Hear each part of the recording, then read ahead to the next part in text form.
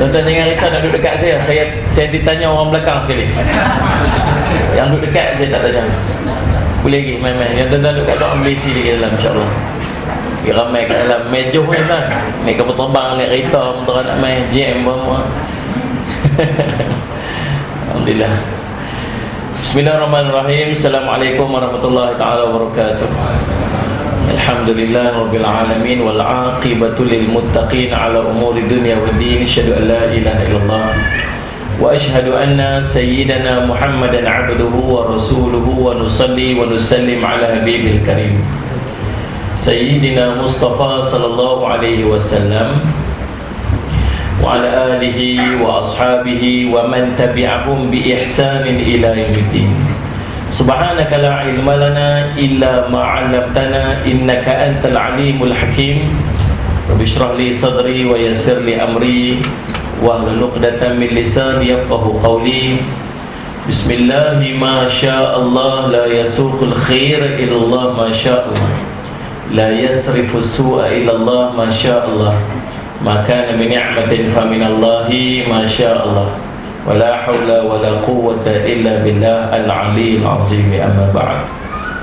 Yang dihormati tuan pengacara majlis, yang dihormati seluruh ahli jawatan kuasa, tuan-tuan imam, pegawai-pegawai masjid, para asatizah, alim ulama, ibu-ibu, ayah, tuan-tuan, perempuan sedang hadirin dan hadirat yang dirahmati oleh Allah sekalian. Alhamdulillah, puji syukur kita panjatkan kepada Allah SWT dengan limpah kurnia yang taufik di sisi Allah SWT. Kita dipertemukan pada malam ini. Mudah-mudahan pertemuan kita diberkati oleh Allah SWT.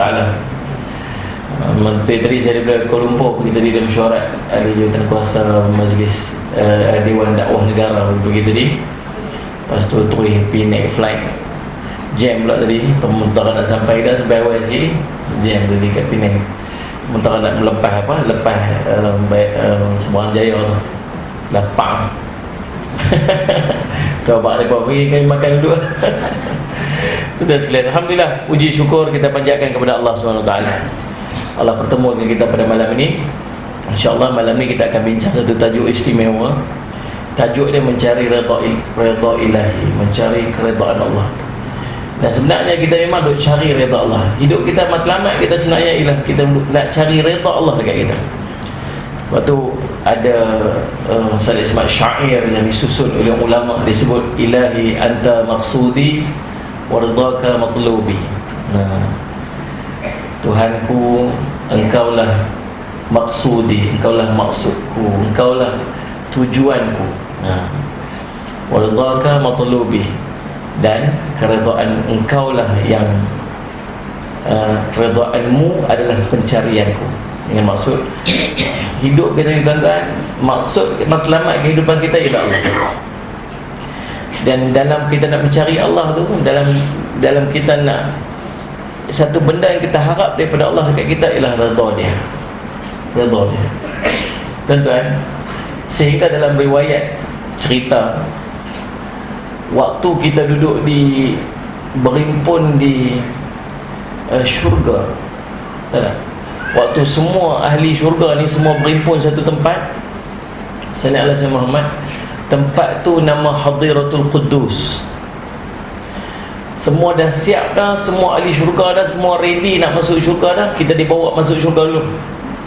Siapa orang pertama yang akan ketuk pintu syurga dengan kunci dia, dengan dia punya gelang di pintu syurga tu? Rasulullah SAW. Lalu malaikat yang menjaga pintu syurga tu dia tanya, siapa tu? Nabi SAW kata, ana Muhammad, aku Muhammad. Nabi SAW, lalu malaikat yang menjaga syurga tu dia kata, memang kami sedang menunggu kamu, dan pintu syurga ini hanya akan dibuka kepada kamu. Tu Nabi kita sallallahu alaihi wasallam, bukan Nabi lain. Sebab tu kadang-kadang kita kena rasa tuan-tuan, beruntung kita jadi umat Nabi Muhammad SAW.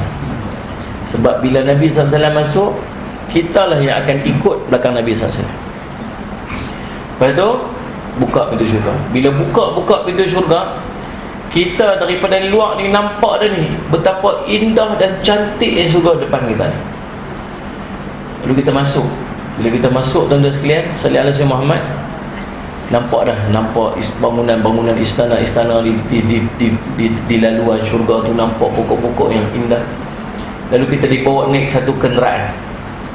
Kenderaan tu macam mana? Tak tahu.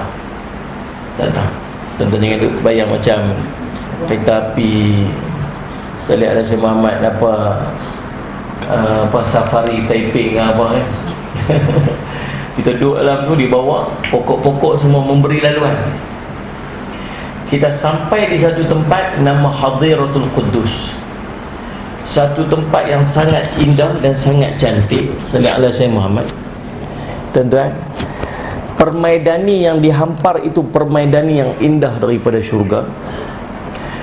Bila sampai tu, kita ni duk excited, duk macam apa ni, kita nak jumpa apa ni, tempat sangat cantik.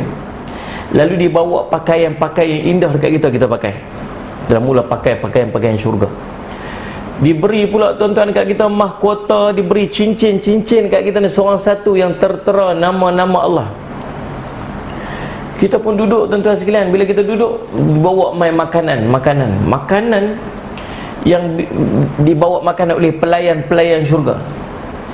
Makanan ni kita makan lagi, kita makan satu suap, sedap ni Allah saja yang tahu. Allah sebut dalam satu riwayat, dalam satu hadis qudsi, syurga ini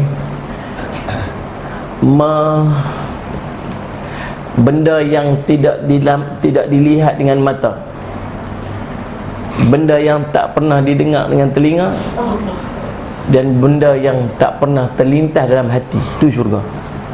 Kalau kita cerita sedap, tak tahu nak cerita sedap ni, tak kerti nak gambar. Dan yang istimewa dengan syurga ni, kita makan satu suap yang berikutnya lebih sedap daripada suap yang sebelum ni.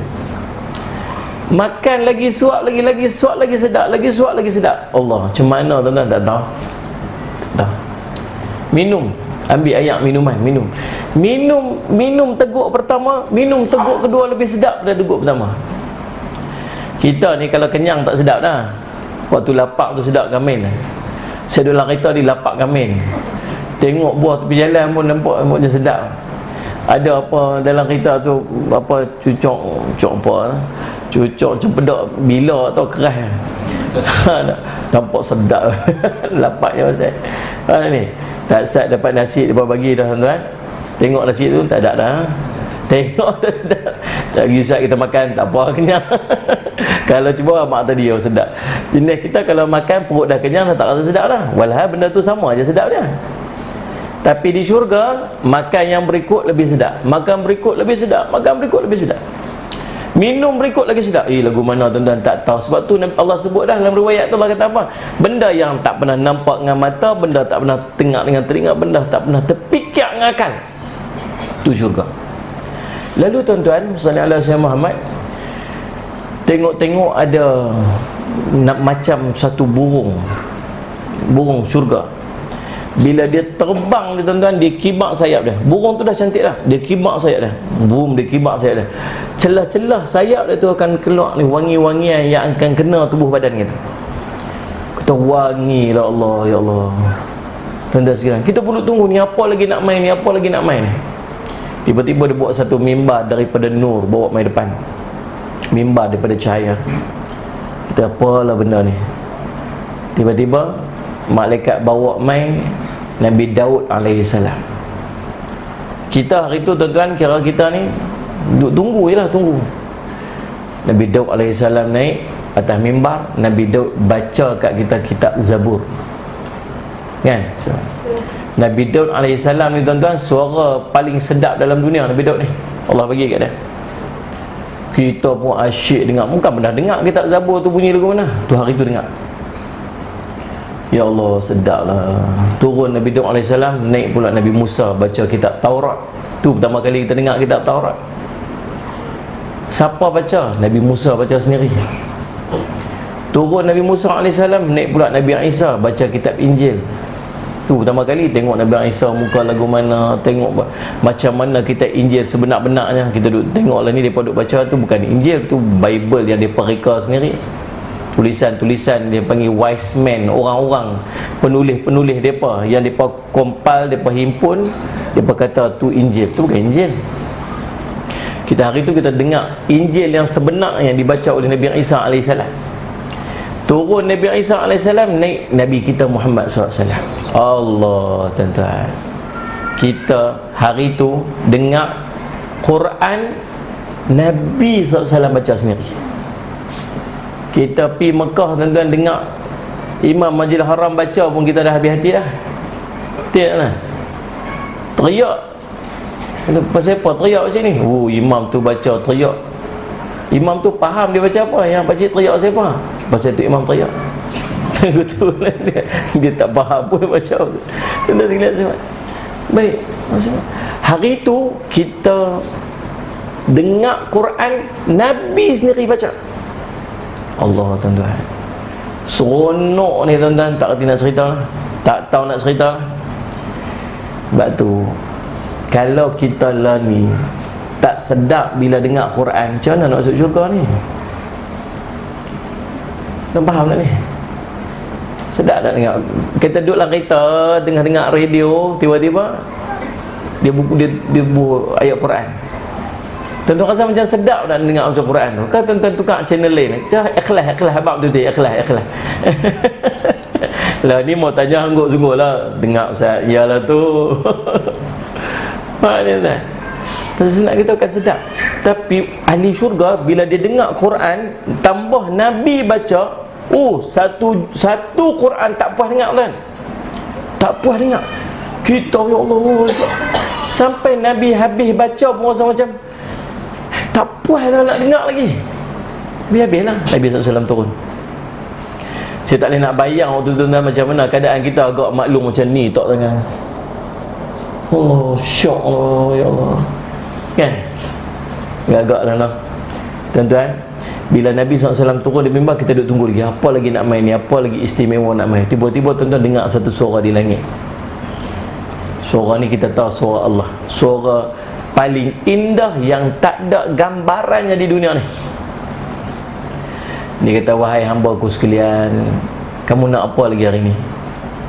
Allah, kita nak apa lagi, tuan-tuan? Nikmat punya banyak dah, makan pun sedap, bukan main lah. Dengan tengok Nabi, dengan dengar baca Quran, rasa macam Allah tak mau apa dah, cukup dah ya Allah, cukup dah, nikmat apa aku dapat ni hari ni, cukup sangat dah. Allah kata, dah, hari ni ada lagi aku nak bagi kat kamu yang lebih istimewa daripada semua yang kamu dapat. Apa dia ya Allah, apa dia? Tiba-tiba terbuka langit, keluar wangi-wangian, wangi yang sangat wangi. Terbuka langit yang berikutnya. Waktu tu terbuka hijab di antara kita dengan wajah Allah. Hari tu kita tengok wajah Allah tu lagu mana. Tuan-tuan, Allah yang kita sebut, antara perkataan mula yang kita sebut tu, kita kecil-kecil dulu ni, Allah yang kita duk semayang, yang kita duk menghadap dia, yang kita duk sebut, duk angkat tangan, duk sebut nama dia, yang kita duk merayu, merintih kat dia. Hari tu kita tengok dengan mata kita sendiri Allah. Nikmat yang tak ada tandingan selain daripada yang tu. Nikmat paling istimewa, nikmat tengok wajah Allah. Lupa habis segala nikmat, tengok wajah Allah. Waktu tu kita buat apa? Dalam riwayat sebut, kita semua jatuh sujud. Ya Allah, kami tak mau apa dah ya Allah, kami tak mau apa dah hari ni ya Allah. Kamu nak apa lagi hari ni? Tak mau apa dah ya Allah. Kami nak redha-Mu ya Allah, kami nak redha-Mu. Nak redha aja. Allah kata, aku dah redha dah kamu hari ni. Aku dah redha kamu hari ni. Hari ni hari aku akan tunaikan segala janji-janji aku dulu. Kita dah mujahadah dah, kita dah bersungguh dah, kita dah tinggal maksiat dah, kita sungguh nak buat amal. Hari ni hari aku nak tunaikan segala janji. Dah ambil lah segala kenikmatan syurga. Tuan-tuan, sampai duduk depan Allah pun kita nak apa? Redha Allah. Ni nak sila masyamat. Maka tuan-tuan, macam mana cara kita nak cari redha Allah? Tu mukadimah dia.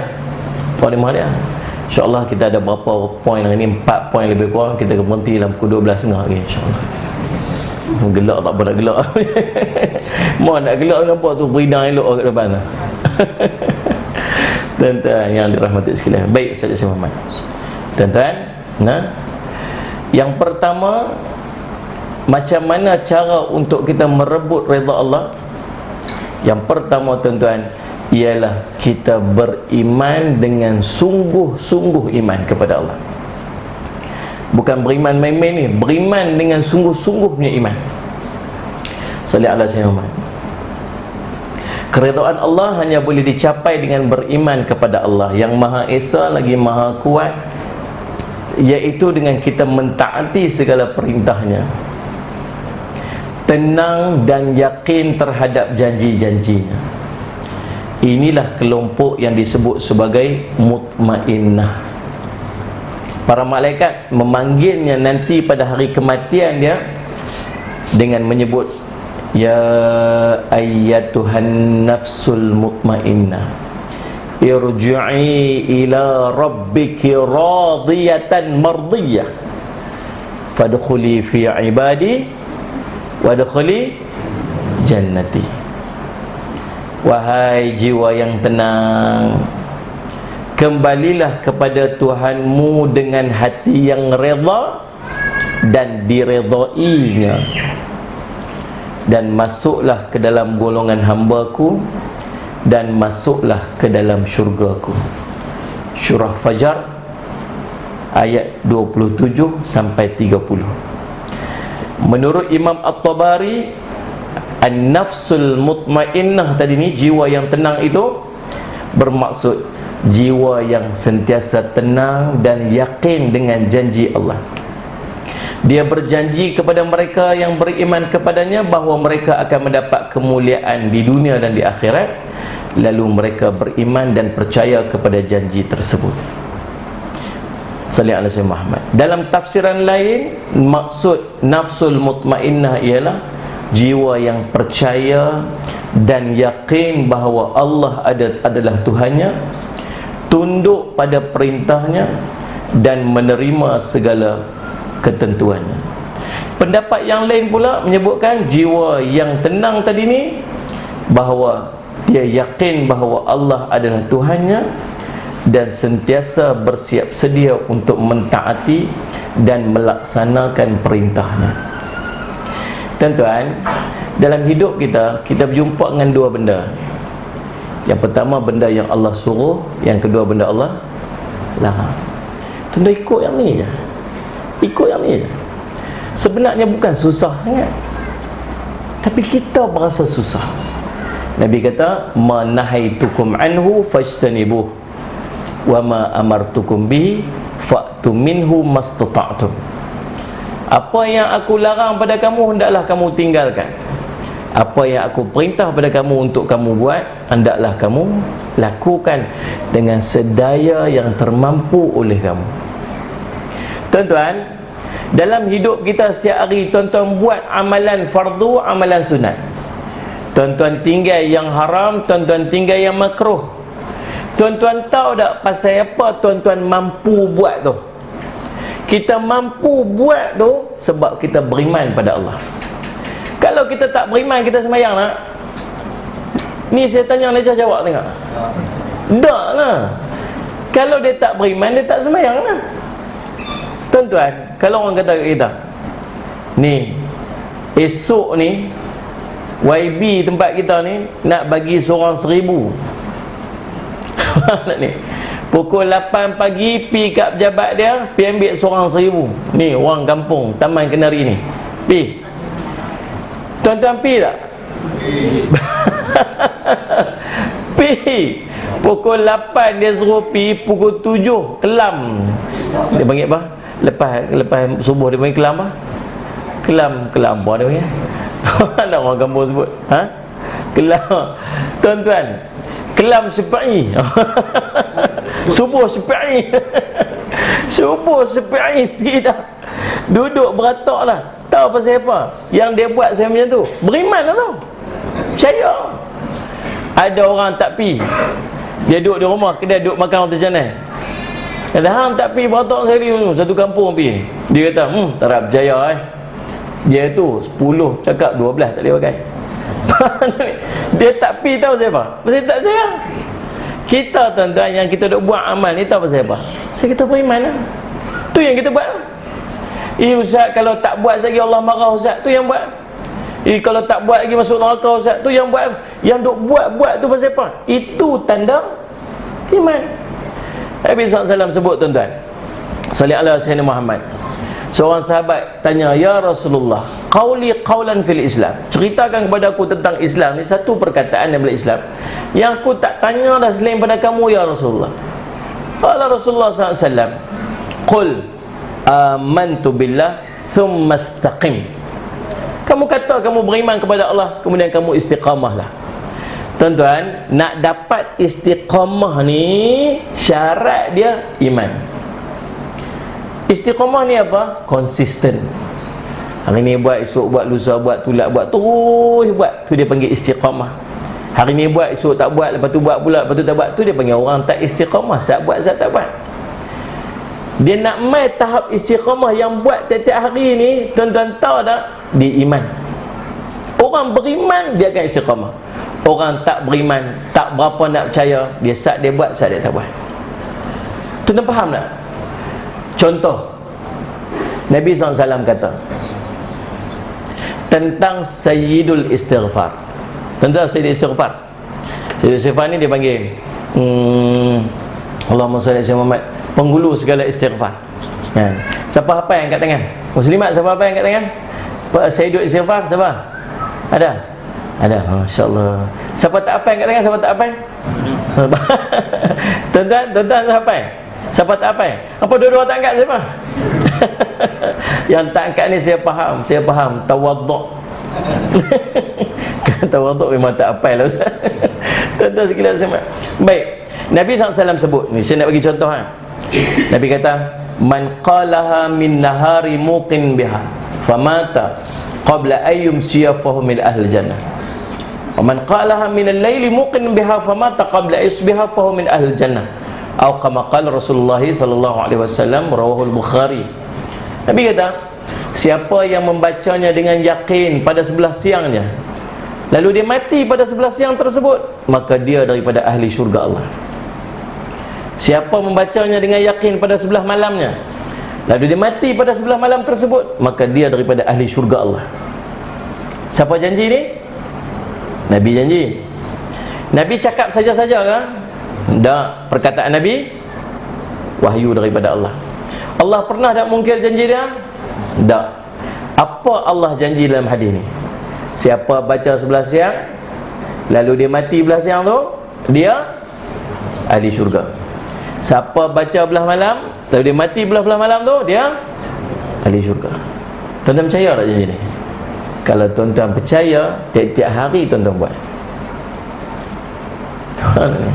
Maklum berapa lama dah duk buat Sayyidul Istighfar ni? Ustaz, 10 tahun dah Ustaz maklum duk buat, tak pernah tinggal.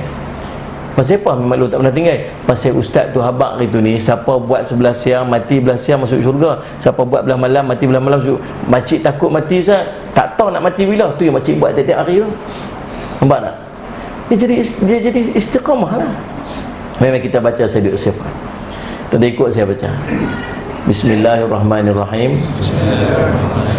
Allahumma anta rabbi, la ilaha illa anta, khalaqtani wa ana abduka wa ana ala ahdika wa wa'dika mastata'tu a'udzu bika min syarri ma sana'tu abu'u laka bi ni'matika alayya wa abu'u bi dhanbi faghfirli fa innahu la yaghfiru dhunuba illa anta. Tu Sayyidul Istighfar. Faham tak ni? Contoh yang kedua, Nabi kata apa? Idza sallaita subh faqul qabla an tukallima ahadan minan nas Allahumma ajirni minan nar sab'a marrat fa inna mitta min yaumika kataballahu laka jiwaran minan nar atau kama qala. Wa idza sallaita al-maghrib faqul qabla an tukallima ahadan minan nas Allahumma inni as'aluka al-jannah Allahumma ajirni minan nar fa in mitta min lailatika kataballahu laka jiwaran minan nar atau kama qala Rasulullah SAW. Hadis riwayat Abu Daud dan An-Nasa'i. Nabi kata, apabila kamu selesai solat subuh, maka katakan sebelum kamu bercakap apa-apa dengan manusia yang lain, Allahumma ajirni minan nar 7 kali. Seandainya dia mati pada siang tersebut, akan ditulis baginya perlindungan daripada api neraka. Dan apabila selesai solat maghrib, maka bacalah sebelum kamu berkata apa-apa, Allahumma inni as'alukal jannah Allahumma ajirni minan nar 7 kali. Seandainya dia mati pada sebelah malam tersebut, maka akan ditulis baginya perlindungan daripada api neraka. Faham tu? Baca tak tadi maghrib? Baca. Kalau baca malam ni nak pergi pun tak apa dah. Oh jangan Ustaz, jangan melawak kot lain boleh Ustaz kot tu, jangan. Tapi kita tak tahu nak mati bila. Sebab tu dua amalan ni jangan tinggal setiap hari. Sayyidul istighfar, kalau dia mati hari tu, dia daripada ahli syurga Allah. Betul tak ni? Yang ni Allahumma ajirni minan nar, kalau dia mati hari tu, dia dapat surat, dia dapat perlindungan daripada api neraka Allah. Cantiklah doa ni. Orang yang beriman, dia macam mana? Dia akan buat. Sebab dia takut dia mati hari tu, maka dia jadi orang yang istiqamah. Beriman atas apa? Beriman atas janji Allah yang Allah sebut kat dia tadi. Faham tuan-tuan? Sama juga dengan amalan-amalan yang lain. Nabi kata, ihfazillah yahfazka, ihfazillah tujadhu tujahaka. Kamu jaga Allah, Allah jaga kamu. Kamu jaga Allah, kamu akan dapati Allah berada di hadapan kamu. Apa maksud jaga Allah? Ni kita nak belajar ni, bukan nak belajar saja ni. Ni nak tahu ni, kita nak buat ni, nak buat sungguh-sungguh ni. Lepas mengaji ni, nak jadi sungguh ni macam yang kita mengaji ni. Boleh tak? Tahu pasal apa? Pasal main malam ni bukan main saja tuan-tuan. Betul tak ni? Kalau nak cerita penat letih tak ni? Letih main kak. Duduk rumah syok kan, tengok TV lagi best. Cucu dah kat rumah nak ulit cucu, syok. Saya buat cucu saya main kali ha. Ada cucu tuan-tuan, amin tak? Tu ada. Tuan-tuan sallallahu alaihi Muhammad. Faham tak? Duduk rumah. Dak, Allah nak bagi baik ni kat kita. Allah gerak hati kita main, Allah bagi lapang masa untuk kita main. Allah nak bagi kebaikan dekat kita. Sayang bila Allah bagi tapi dia tak mau ambil. Ya Allah, bagilah aku baik dunia, ya Allah bagi aku baik akhirat, ya Allah aku nak masuk syurga, ya Allah. Allah pun main panggil baik doa ni. Nah, buat amalan ni supaya ambil. Lepas tu tak mau. Buat tak buat. Pasal apa tak buat? Tadi minta sangat nak baik. Tak mau. Sombong kita dengan Allah. Faham tak ni? Nabi kata, ihfazillah, kamu jaga Allah, yahfazka, Allah akan jaga kamu. Apa maksud jaga Allah? Ni masih duduk dalam iman tadi ni. Baru poin yang pertama nak dapat redha Allah ni. Apa maksud jaga Allah? Maksud dia, yang pertama kata ulama mufassir, kamu melaksanakan yang fardu tanpa sambil lewa. Maksud dia, buat benda fardu bukan buat main-main, buat sungguh-sungguh. Kalau cerita semayang maghrib, cerita semayang zuhur, semayang pukul 4.30 pun semayang zuhur juga.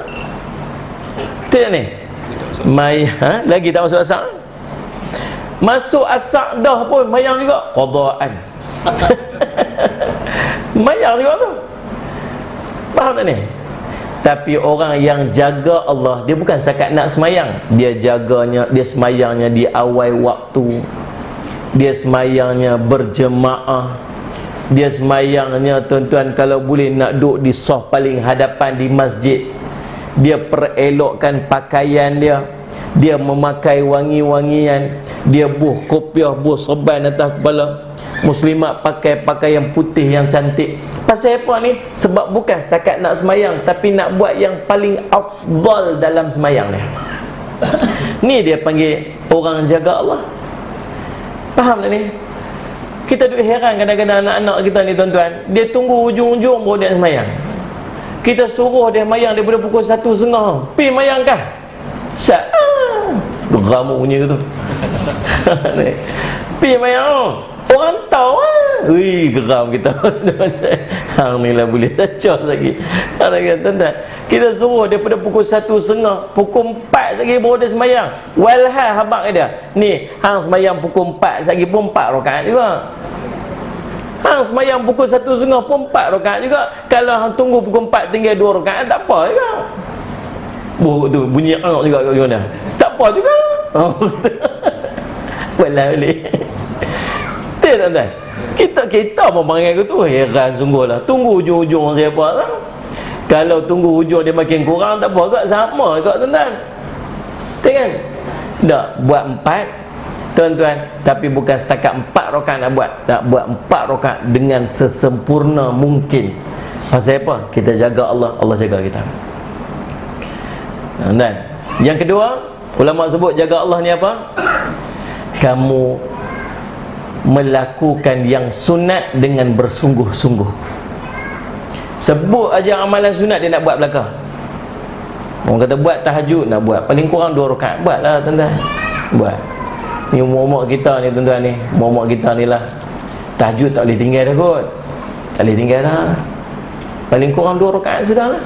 Kau rasa tak boleh? Kita ni bukan jenis mayang nyak-nyak pun. Dan mayang tak ada muka 2 rakaat mana ni. Ambil lah 15 minit, 20 minit sebelum subuh tu pergi azan Allahu Akbar, mayang azan 2 rakaat jadi ya. Bagi istiqamah 2 ni pun tak apa dah. Faham ni? Usolli sunatan tahajud dah, belajar buat. Qabliyah subuh tak patut tinggal dah. Tambah-tambah geng-geng duk main masjid, memang tak patut tinggal dah qabliyah subuh ni. Khairun minad dunya ma fiha, lebih hebat pada dunia dan segala isinya. Tak patut tinggal dah. Dulu kita tinggal banyak dah tu. Puas dah tinggal dulu ni. Puas dah tinggal dulu ni. Ni waktu nak kena buat dah. Duha kena buat dah. Duha tak boleh tinggal dah. Berapa rakaat duha nak kena buat? 4 rakaat. Nabi SAW suruh buat 4. Nabi SAW tanya, sahabat tanya Aisyah, Nabi SAW kalau dia buat duha berapa rakaat? Nabi kata, Aisyah kata arba'an, 4 rakaat. Dan Nabi SAW tambah sesukanya. Nabi SAW sebut dalam satu hadis yang lain, dalam satu riwayat Ustaz Syamad, Allah menyebutkan, ya ibni Adam irka'li min awalin nahari arba'an, wahai anak Adam, rokoklah kepada aku pada awal siangnya dengan 4 rakaat, maka aku akan mencukupkan sehingga ke akhirnya. Nabi SAW sebut satu hadis yang lain, man sallat duha arba'an wa qabla al-ula arba'an banallahu lahu baitun fil jannah. Siapa yang semayang duha 4 rakaat dan semayang sebelum zuhur 4 rakaat, maka Allah akan membina untuknya satu rumah dalam syurga. Tu semua saya sebut dalil-dalil semayang duha 4 rakaat. Buatlah, kena buatlah, belajar buat. Mana ni sebab bab duha boleh kat muslimat. Yang ni boleh kat depa. Kita balok lihat. Sombong dengan aku pun. Baloklah tuan-tuan nak buat, ya Allah. Kena paksa buat, kena paksa kan. Faham tak ni sini? Demikian sunat witir. Sunat-sunat rawatib dengan cerita lah. Ini kena buat lah. Sunat rawatib, qabliyah, ba'diyah kena buat lah. Faham tak ni? Tuan-tuan, kita nak jadi orang yang jaga Allah ni. Jaga Allah. Jadi kita orang mengaji, jangan buat sama macam orang tak mengaji. Kita duduk main masjid, tak patut kita ni amalan sama macam orang yang tak main masjid. Tak patut, pasal kita tahu. Faham tak? Paling tidak bila tuan-tuan nak buat sembahyang sunat ni, tuan-tuan kena ingat satu benda je. Kalau tuan-tuan malas sangat nak sembahyang sunat ni, tuan-tuan tolong ingat satu benda je. Mayang aku tadi, fardu tadi, punyalah teruk. Tidak? Mayang maghrib tadi elok tak? Cabak main. Rasa macam khusyuk sangat dah mayang maghrib ni. Allahu Akbar. Ya Allah, khusyuknya hari ni. Ya Allah, tu tak khusyuk lah tu. Mana melilau mata otak dia macam. Tentang saya sebab faham. Kalau rasa tahu semayang kita sangat tak sempurna. Malaikat, Allah tanya, malaikat, dia ni orang semayang tak? Semayang ya Allah. Semayang dia lagu mana? Macam kain buruk. Sungguh lumpang koyok nak cari ini. Malaikat, dia ada main sunat tak? Ada ya Allah. Ambil pahala sunat dia, tampung bagi elok. Lepas tu baru Allah nak tengok pahala amal yang lain. Kalau tak, tuan-tuan sekalian, pahala semayang kita tak cukup sampai Allah nak tengok amalan pahala-pahala yang lain. Itu kunci dia. Kalau tuan-tuan rasa malas sangat, tuan-tuan fikir itu je. Assalamualaikum, lepas semayang fardu tu fikir, teruknya semayang. Paksa diri pilah sat. Ya Allah, mayang. Allahu Akbar. Terang nak mayang ya tuan-tuan. Dah mayang tak apa lah. Ni sekejap lepas isyak lagi, siapa tak mayang jaga. JK tunggu depan pintu, mayang lagi tak mayang, masuk mayang. Allah, buatlah tuan-tuan, bukan untuk orang lain, untuk kita. Untuk kita, bukan untuk orang lain, untuk kita. Faham tak ni? Jaga amalan-amalan sunat kena jaga. Boleh baca Quran, zikir. Tuan-tuan, yang ketiga, jaga Allah ni apa? Jaga Allah ni meninggalkan yang haram. Ni tak payah cerita mengenai buat benda haram, semua tinggal mai haram aja tinggal, tak bincang dah. Faham ni lagi? Orang kata ni daripada 4 tahun ni ada tak ada sijil halal lagi, tak payah buat, tak payah ambil lah. Faham tak ni? Kata yang ni tak ada sijil halal, tak payah, tak tahu. Yang keempat, jaga Allah ni apa? Membina satu tembok di antara dia dengan yang haram, namanya syubhah. Maksud dia, orang yang jaga Allah ni sebelum sampai haram dia berhenti dah. Berhenti sebelum haram ni apa dia? Syubhah. Allah sebut, Nabi sebut, innal halala bayyinun wa innal harama bayyinun wa bainahuma umurun mushtabihatun la ya'lamuhunna katsirun minan nas. Faman ittaqa syubhati faqad istabra'a li dinihi wa irdihi. Wa man waqa'a fi syubhati waqa'a fil harami. Atau kama qala sallallahu rawahul Muslim. Nabi SAW sebut, yang halal tu jelas, yang haram tu jelas. Namun ada di antara keduanya yang nama syubhah, yang ramai orang tak tahu tentangnya. Siapa yang berjaga-jaga daripada syubhah ni, maka dia telah menjaga agamanya dan menjaga kehormatan diri dia. Siapa yang ambil syubhah ni, kemungkinan dia jatuh dalam haram. Faham tak ni? Kita ni yang duduk dalam masjid ni tuan-tuan sekalian, dan duduk luar masjid sebagainya, nak kena ada satu tuan-tuan sekalian, dia panggil apa? Tak, warak sikit. Tak warak lagu mana? Tengok kalau benda tu macam boleh tak boleh, boleh tak boleh, boleh tak boleh, tuan-tuan tak payah ambil lah. Faham tak ni? Ataupun satu benda tu orang kata apa? Ada orang kata halal, kata haram. Kau ni kata halal, kau ni kata haram. Kita kata apa? Tak payah. Faham tak ni? Nabi kata, dak ma yaribuka ila ma la yaribuka. Tinggalkan benda yang meragukan kamu dan ambil yang sahih. Yang rasa tak ragu ambil. Kalau rasa boleh tak boleh, boleh tak boleh, boleh tak boleh, tinggal ya. Kena buat lagu tu kot. Dah lani ni kena buat lagu tu dah kot. Mayang tak khusyuk, ibadat tak sedap. Tahu pasal apa? Duk ambil syubhah banyak-banyak. Duk ambil syubhah banyak sangat. Faham tak? Tuan-tuan, kita tahu tak kena lani, tak kenapa. Kena cari yang orang Islam buat. Sungguh kan? Macam saya duduk dalam bidang ni tuan-tuan, saya tahu lah Allah. Tuan-tuan tahu tak 70% daripada makanan yang tuan-tuan duk beli tu, 70% yang ada cop halal, orang bukan Islam buat. Daripada 10 tu, 3 je orang Islam buat, 7 lagi orang bukan Islam buat. Saya nak tanya, kalau maklum masak kan, nasi goreng kan, pagi-pagi masak nasi goreng, selawat Allahumma salli ala sayyidina Muhammad, Allahumma salli ala sayyidina Muhammad. Apa jadi dengan masakan kita tu? Sedap tak? Sedap serupa je. Selawat tak selawat serupa je. Apa jadi dia? Berkat. Betul ni? Berkat bukan dia kira nombor tuan-tuan. Berkat segi anak-anak kita jadi baik, makanan jadi berkat, yang kurang jadi cukup. Pasal apa? Kes selawat dia. Kalau bismillah, Nabi kata benda yang harus pada syarak namun tidak dibacakan bismillah padanya, tidak disebutkan nama Allah padanya, maka terputus, hilang berkat. Kalau ada orang masak, dia seorang ni baca bismillah, seorang tak baca bismillah, tuan-tuan nak makan yang mana? Makan yang orang baca bismillah. Pasal apa? Pasal berkat. Faham tak ni? Ini bukan tak bismillah. Yang kita duk makan tu bukan orang tu tak bismillah, baru lepas sembah tokong ya. Faham tak ni? Tuan-tuan pergi tak makan kedai tu? Pergi kedai tak lalu kot Ustaz. Sama lalu tu bak kuk teh muntah selalu.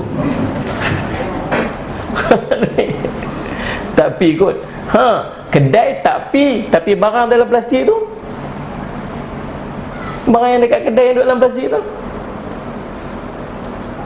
manufactured by Tai Kucing Sdn Bhd. Beli. Nak ni. Tuan faham ke cerita apa ni? Jagalah, jaga benda masuk dalam perut ni.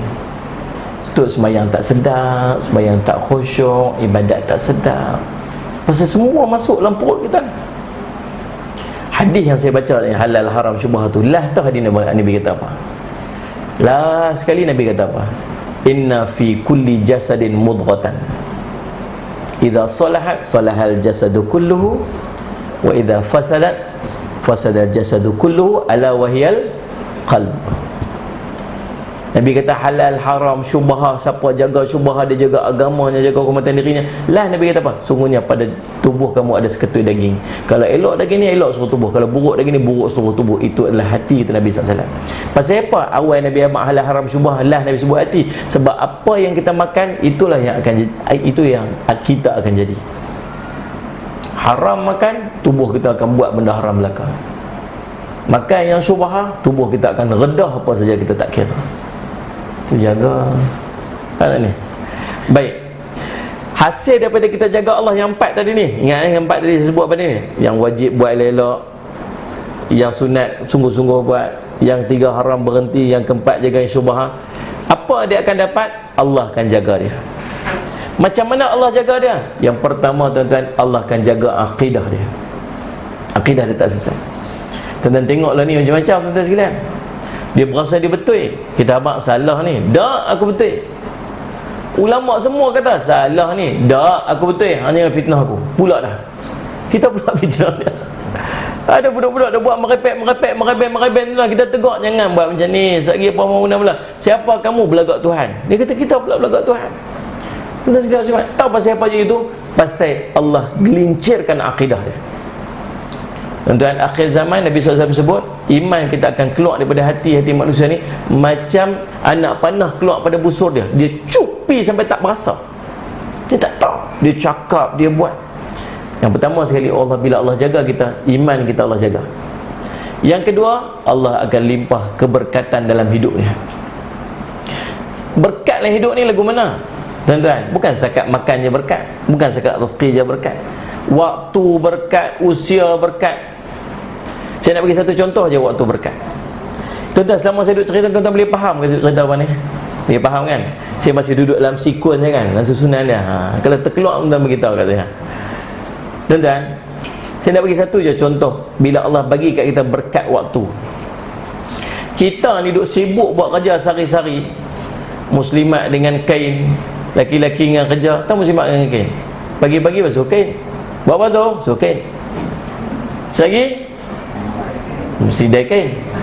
Lepas tu, pergi mana ni awak? Tak nak pergi mana awak? Dipak kain. Lepas tu, kerja kain. Orang lelaki dengan kerja. Dia nak tu? Ada kerja. Kalau mak, banyak kerja. Ni, relax mak, tak ada kerja. Ni kan kerja ya. Tuan-tuan, kita punya duduk sibuk sehari-hari ni tuan-tuan. Sallallahu alaihi Muhammad. Ada kawan kita, kalut dah lebih dari kita ni. Tu kita tanya kadang macam Quran lah ni, baca. Aku kalut pun tak ada baca. Tapi kita tengok dia kalut lebih dari kita ni. Baca Quran. Banyak mana baca Quran? Alhamdulillah dapat sejuzuk. Lah, sejuzuk. Aku juz saya dapat, juz orin begitu tadi. Quran tak jumpa. Mayang duha ni, mayang berapa rakaat? 4. Aku tak dan hari terlepas ke tu je. Tuan-tuan nampak tak? Walhal dia sibuk lebih daripada kita. Tahu pasal apa dia dapat? Tahu apa Allah bagi dia? Berkat waktu. Tuan faham tak? Imam Nawawi rahimahullah, dia wafat dan dia meninggal sekitar umur dia 45 tahun ya. Tapi buku-buku karangan dia berpuluh-puluh buku. Kitab Riyadhus Salihin tu yang menghimpunkan hampir 2000 hadis.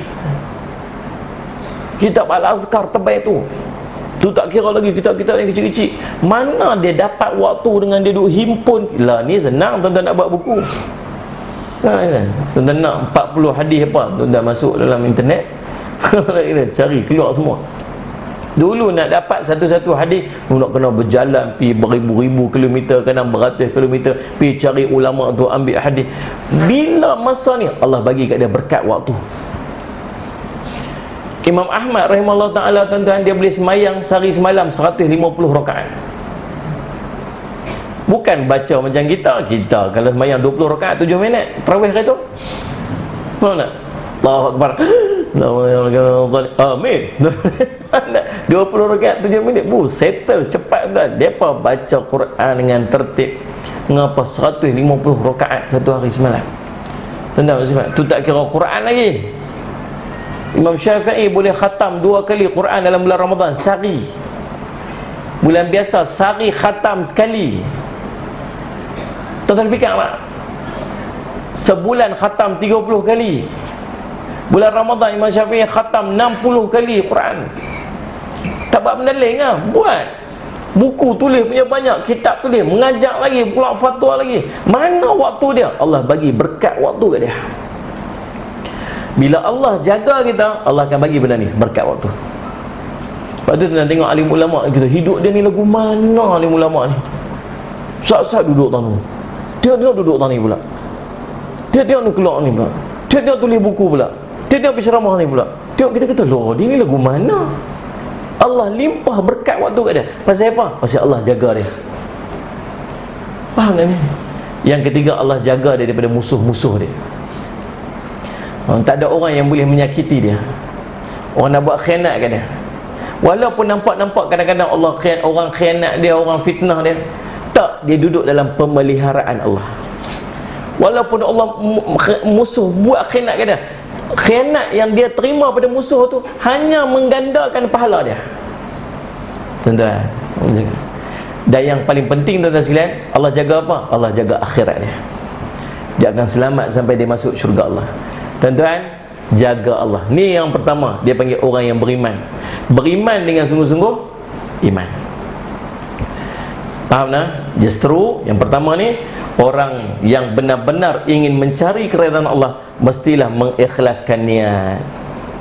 Hanya keredaan Allah yang dia cari, bukan sanjungan manusia, bukan pujian orang ramai, bahkan bukan pun untuk kepuasan diri sendiri.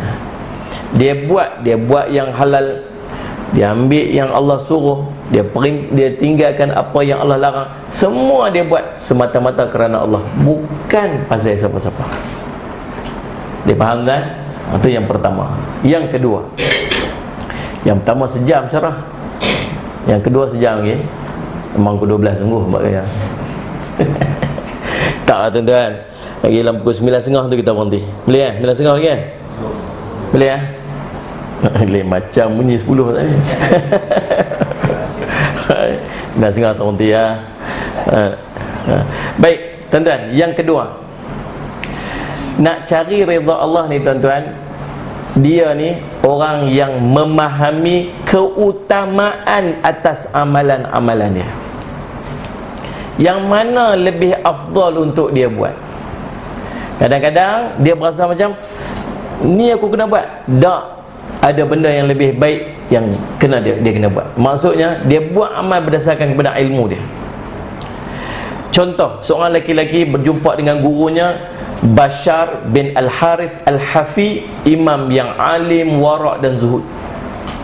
Dia pi untuk minta izin untuk pi menunaikan haji kali kedua selepas dia menunaikan haji yang fardu pada tahun sebelumnya.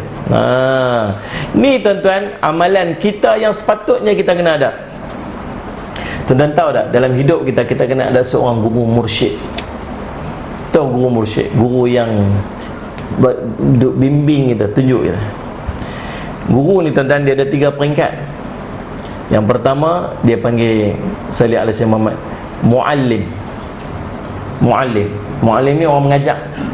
Ramai muallim. Ustaz-ustaz yang mengajar kita ni ramai muallim. Dekat sekolah pun ramai muallim yang mengajar je. A, B. Puasa, zakat, gitu lah. Mai peringkat atas sikit dia panggil murabbi. Murabbi ni apa? Ulama kata ilmu yang dia bukan hanya sekadar di lidah, tapi ilmu tu sampai masuk dalam diri dia. Semayang, dia pun semayang. Semayanglah tahajud, dia suruh main tahajud, dia pun main tahajud. Ini dia terkejut. Ni tuan-tuan, semayanglah tahajud. Saya alhamdulillah pagi tadi telah jawab subuh. Tadi cerita dia suruh orang buat, dia buat agak. Ni murabbi. Dia memimpin manusia kepada Tuhan. Dia sangat sayang dekat umat. Ini murabbi, tertanda murabbi. Dia pi, dia pujuk, bukan sekat suruh.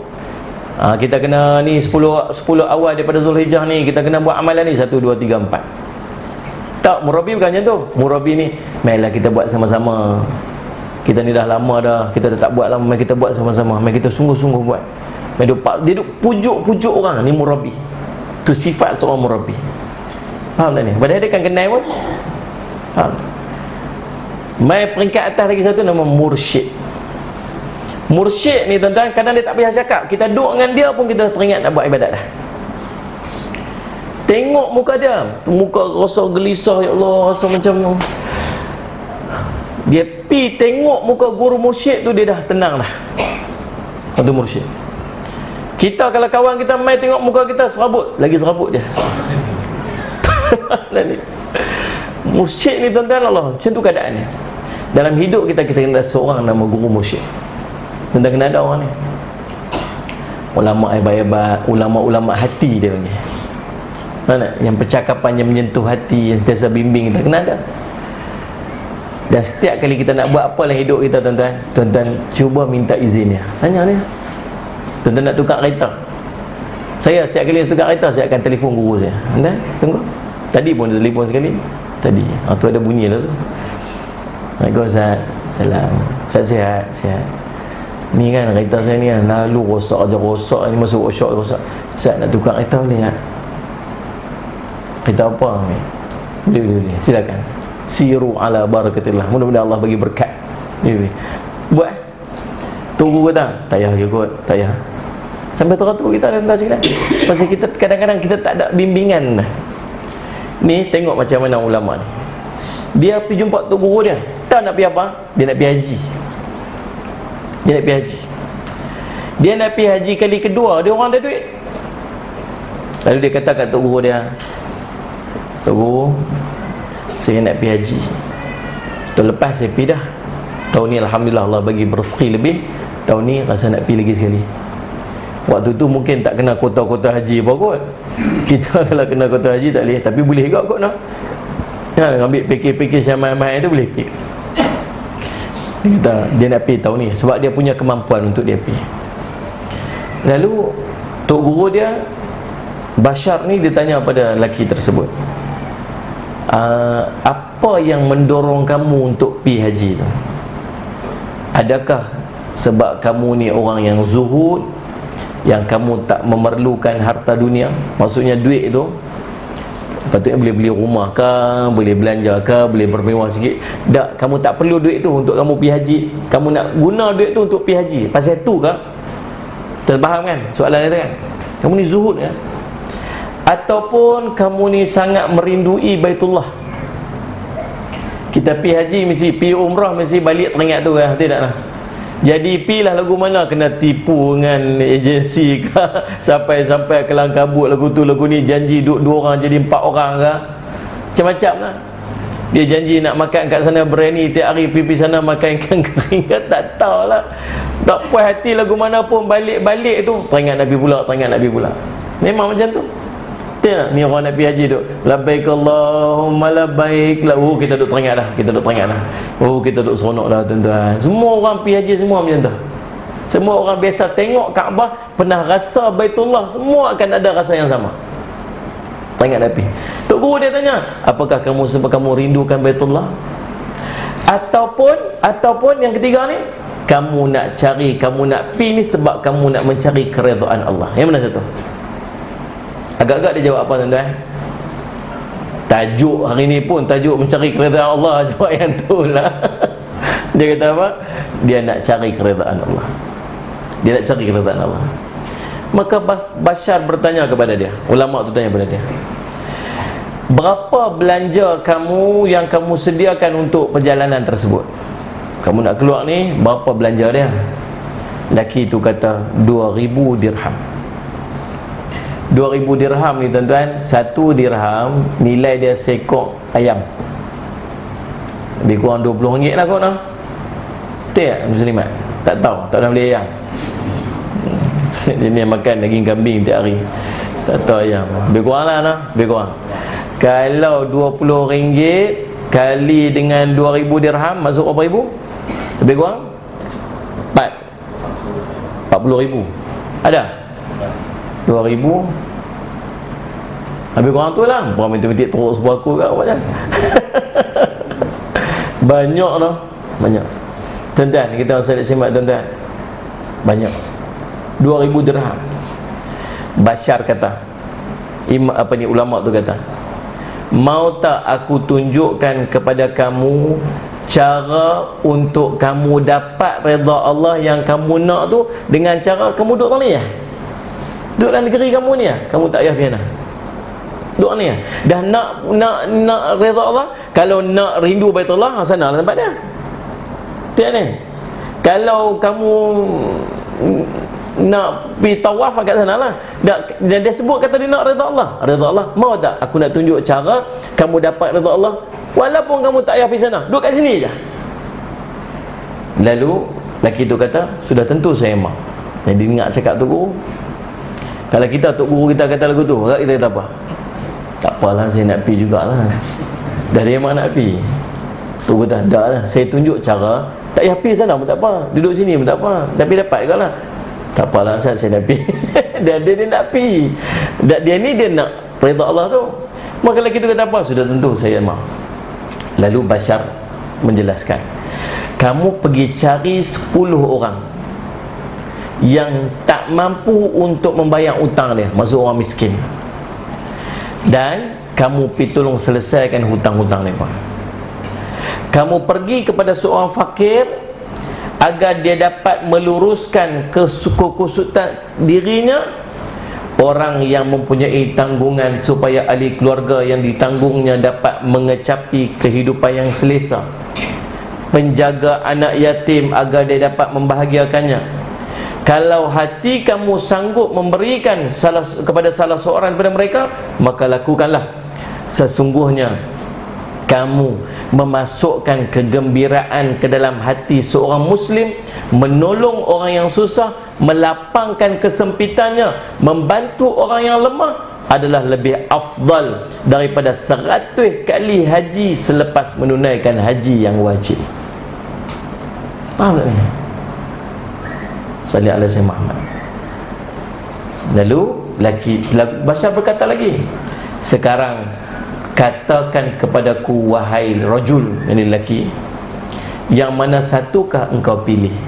Katakan kepadaku apa yang ada dalam hati kamu.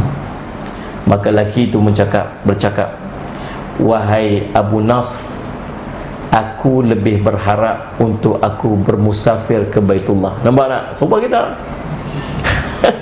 tak payah cerita lah hebat lagu mana, cerita apa pun tak. Dia nak pi cerita dia nak pi. Lalu Bashar berkata kepadanya, sesungguhnya harta benda jika dikumpul daripada kekotoran dagangan dan jalan-jalan yang syubhat, dia akan menuntut jiwa kita supaya memenuhi kehendaknya. Maka kita akan lakukan amal soleh, kita akan lakukan amal yang zahirnya nampak soleh, tapi Allah enggan menerima kecuali daripada orang-orang yang bertakwa. Dia tipu kita ya tuan-tuan. Faham tak ni? Dia nampak macam baik benda ni aku nak buat ni, walaupun orang jelas kat dia, tak, sebenarnya ni kamu pergi selesai yang tu lebih istimewa untuk kamu. Tak, dia nampak yang tu. Pasal apa? Pasal harta yang dia dapat tadi ni duk nipu dia. Kita pun duk lagu tu rasa no. Anda faham tak? Dia hilang keutamaan. Dia tak tahu yang mana lebih utama untuk dia buat.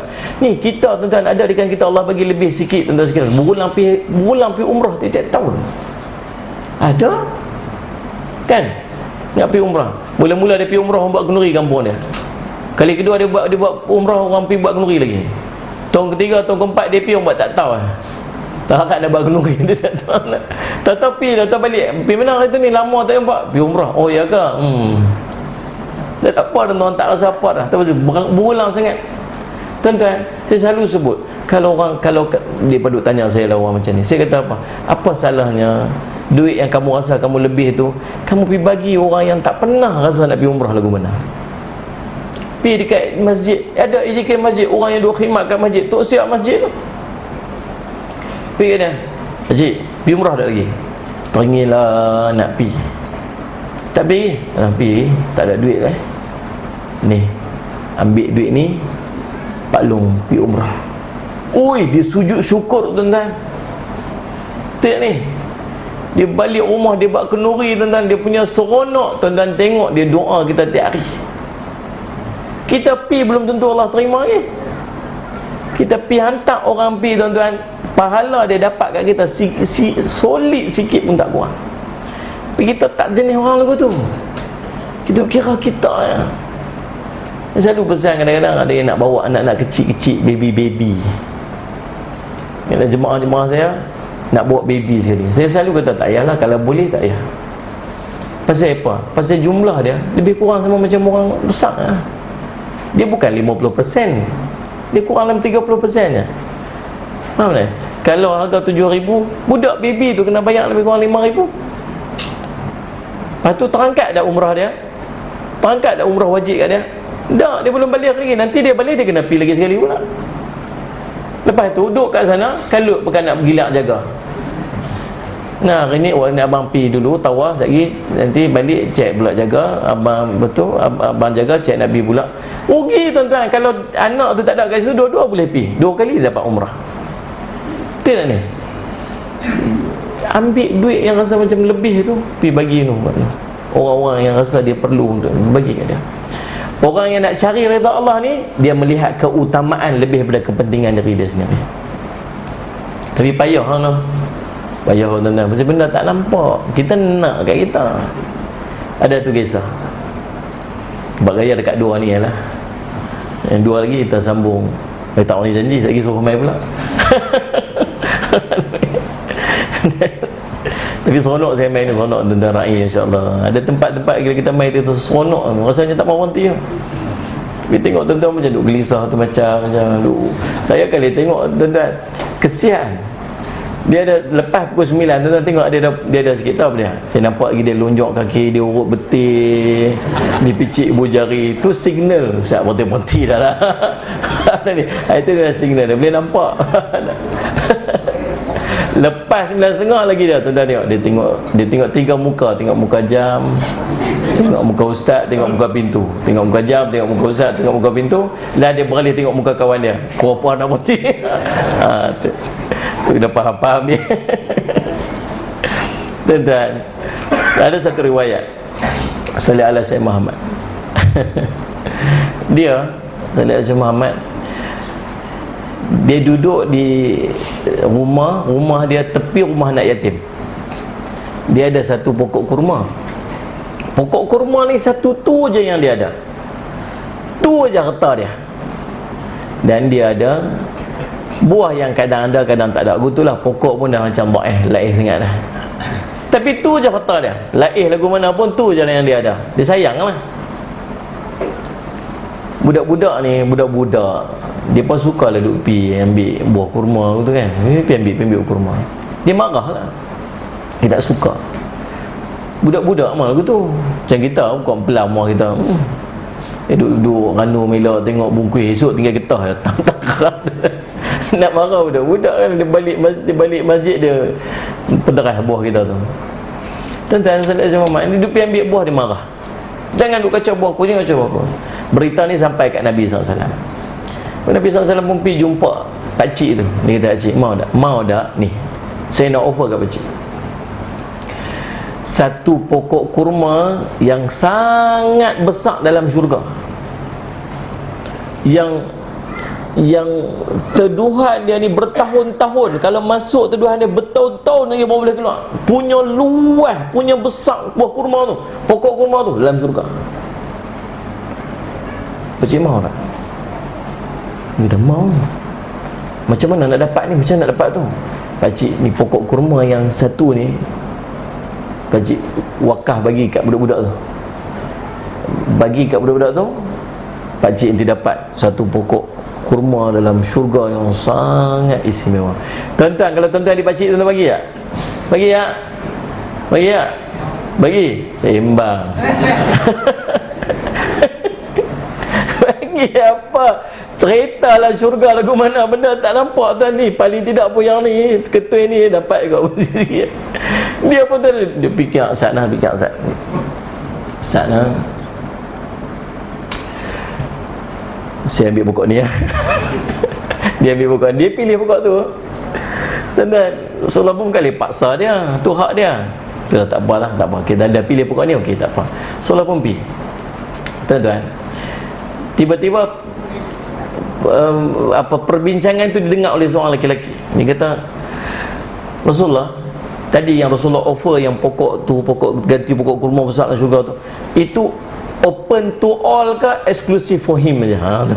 Saya kata, ini terbuka pada semua kan, dia seorang aja? Rasulullah kata, terbuka pada semua. Oh, dia kata, Rasulullah. Dia pun tuan-tuan, dia pergi dekat lelaki tu, dia kata, ni, mau tak kita trade in? Dia trade in apa? Trade in pokok kurma. Pokok kurma nak buat apa? Tak kita. Bukan. Abang bagi kat saya pokok kurma yang kecil ni, yang satu ni. Saya bagi kat abang pokok kurma saya. Bukan pokok kurma, ladang kurma saya. Ada lebih kurang 300 pokok yang tengah berbuah ranum lah ni. Satu ladang saya bagi kat abang. Dia macam dia fikir, bukan sekat ladangnya, tu rumah dalam ladang tu, rumah saya bagi kat abang sekali. Agak-agak dia mau tak? Tunggu lagi. Ya, okey.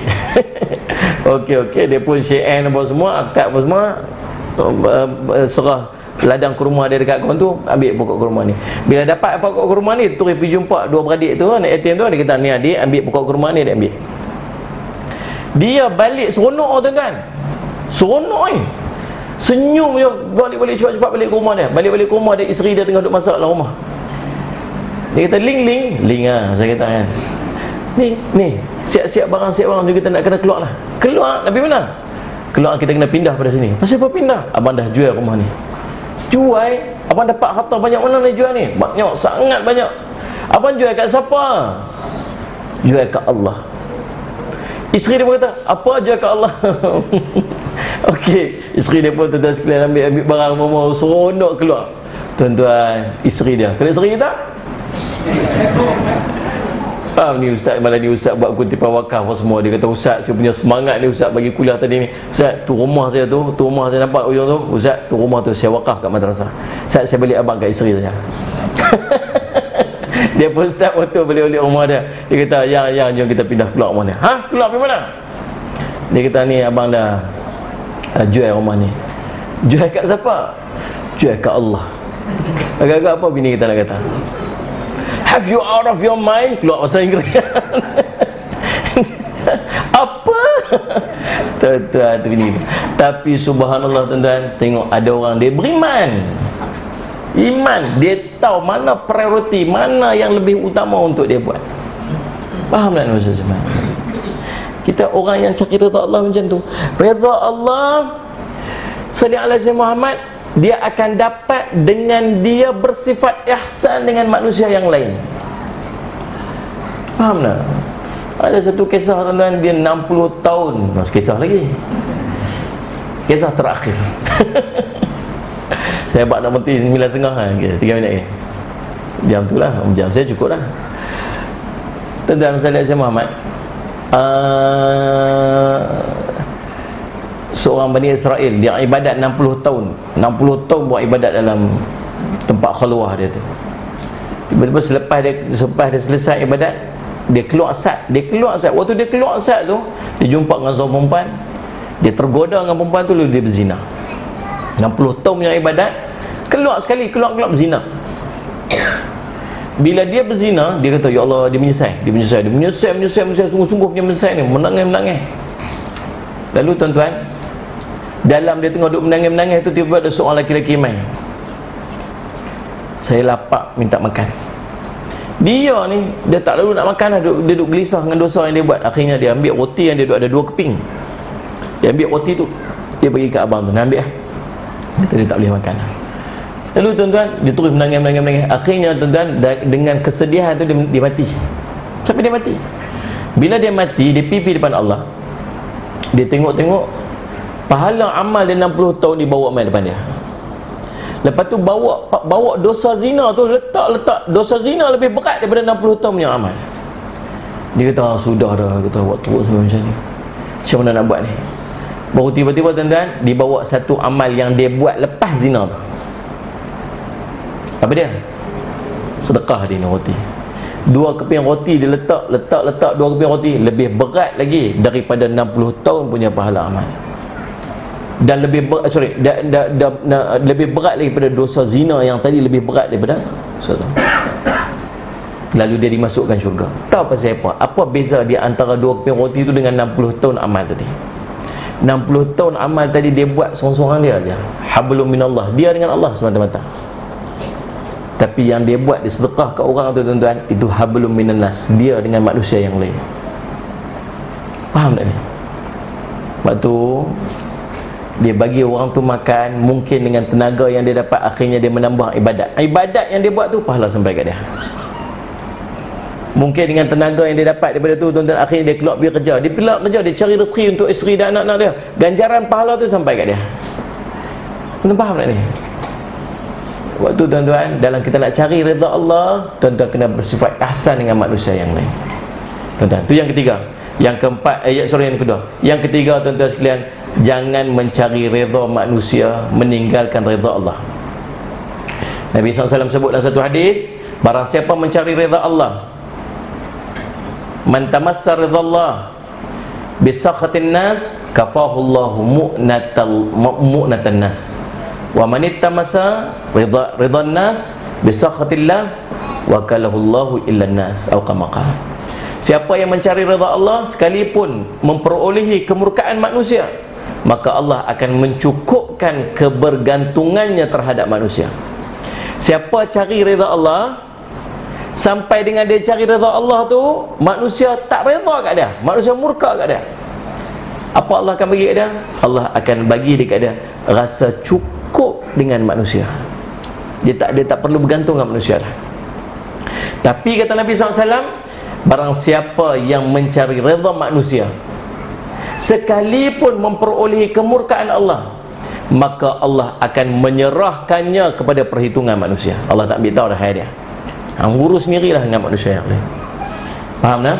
Jadi Syekh Al-Mubarakfuri berkata dalam mensyarahkan hadis ini, maksud Allah akan menyerahkan kepada manusia ialah Allah akan membiarkan manusia menguasai dirinya sehingga dia disakiti atau dizalimi oleh manusia yang lain. Faham tak? Ya, tuan-tuan, cukup 3 benda tu. Cukup dah malam ni. InsyaAllah mudah-mudahan kita mendapat redha di sisi Allah SWT. Dalam hidup kita Allah redha, dalam amalan-amalan kita juga Allah redha, dan Allah juga redha untuk kita masuk ke syurga Allah Subhanahu Wa Taala. Nah, so kita selalu doa yang tu. Apa dia? Saya semakan macam doa. Raditu billahi rabba wa bil islami dina wa bi Muhammadin nabiyyan wa rasula. Kita juga doa untuk masuk syurga Allah. Kita kata apa? Saya semat. Kita kata Allahumma inna bukan. yang tu lupa dah. Nanti kita jumpa, kita ingat, kita lain. Doa yang kita selalu duk baca pada bulan Ramadan tu. Allahumma innaka afuwun karimun tuhibbul afwa fa'fu anna wa an walidina wa Allahumma innaka afuwun karimun tuhibbul afwa. Sebelum tu, doa sebelum tu, Allahumma inna nas'aluka ridhaka wal jannah. Baru teringat. Allahumma inna nas'aluka ridhaka wal jannah. Ya Allah, Allahumma inna nas'aluka, kami mengharapkan, kami mohon kepada kamu ya Allah, ridhaka, ridha engkau, wal jannah, dan syurga-Mu. Bukan syarat nak masuk syurga, tapi nak masuk syurga dengan ridha di sisi Allah SWT. InsyaAllah, tuan-tuan, saya minta ampun, minta maaf salah dan silap. Mudah-mudahan apa yang kita kongsi pada malam jadi manfaat pada kita, dan mudah-mudahan kita dapat berjumpa lagi di masa dan ketika, insyaAllah. Aqulu qawli hadha wa astaghfirullah li wa lakum. Wassalamualaikum warahmatullahi ta'ala wabarakatuh. Bismillahirrahmanirrahim. Alhamdulillah rabbil alamin, wassalatu wassalamu ala rasulil amin Sayyidina Muhammadin wa ala alihi washabihi ajma'in. Allahumma faqihna fid din wa 'allimna ta'wil waj'alna min ibadikas salihin wahdinas siratal mustaqim. Allahumma arina haqqa haqqan warzuqna ittiba'ah wa anna batila batilan warzuqna ijtinabah. Sallallahu ala sayyidina Muhammadin wa ala alihi wasallam. Alhamdulillah rabbil alamin.